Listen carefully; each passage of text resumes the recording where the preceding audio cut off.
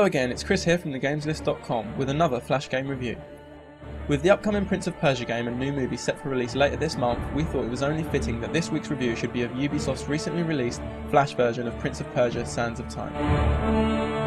When you start the game, you get chucked straight into the action after a nice bit of storyline intro.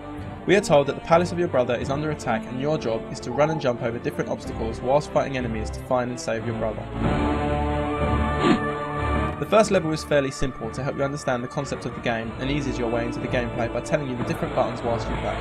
This is usually a good way of teaching the player the controls. However, because of the fast-paced nature of the game, it is difficult to see the buttons whilst the screen is moving so fast. Add this to the fire, gaps in the floor, sand statues, arrows and enemies all trying to kill you at once, and it becomes even more difficult to understand just what the hell is going on. Once we have completed the first level, we meet a girl who opens a portal for us to move on to the next stage. Here we learn we can now use X to dash. Now this seems odd. Having X as dash and spacebar as attack is a very clunky combination of controls and really ruins the fluid motion of the game. Once you manage to get near the end of this level, we learn that this isn't just your standard fast-paced side-scroller. Suddenly we can move around with the arrow keys. The new gameplay seems a little weird at first, but it's actually a nice way to break up the levels. Very soon after this we find out the changing gameplay style is because it's boss fight time. Each level has a different boss which you defeat in different ways. Now I'm a sucker for a good boss fight, and these do the job pretty well, combining nice graphics and animation with interesting techniques to defeat each monster. On each level you have a different special move. First it's dash, then you can turn things into ice, and this ability continues to change throughout the game, leaving you with a different special move to aid you each time. This gives each level its own unique spin, which is a pretty cool addition to the gameplay. There are 6 levels in total, which is an okay amount of levels, but the problem is that because they rush by so fast, you can essentially complete the whole game within about 15 minutes. This is by no means the only problem with the game. The game has clearly been influenced by games such as Robot Unicorn Attack and Cannibal. These games are so successful because they keep it simple. They are fast-paced and fun with only one button to control your character.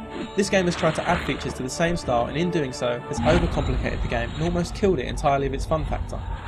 It's hard enough playing with space as attack and X as special move, but when C gets added to the list, to change special ability it becomes impossible to know what you are doing, and you will be pressing rewind every few seconds. The layout of the controls and the combination of too many different elements ruins this game for me. After playing the entirety of this game, it makes me think that maybe they should have stuck with a standard platformer rather than a speeding side-scroller. The boss fights worked well, and so this would have possibly been a better style to go for rather than trying to keep up with the levels whilst fighting enemies and avoiding so many distractions. This could have been a great game, but unfortunately it has tried too hard to combine too many genres, and this has in my opinion ruined the outcome of the game. My PC also struggled to run the game, which is very strange as it is by no means a low-spec machine. The music, graphics and animation are all good, however the complicated gameplay, lag, clunky controls and pointless additions to what could have been a brilliant game regrettably lead me to giving Prince of Persia: Sands of Time a rating of 3 out of 5. You can play this game by clicking the direct link in the info panel or by going to TheGamesList.com. Please subscribe to our channel for the latest casual gaming reviews.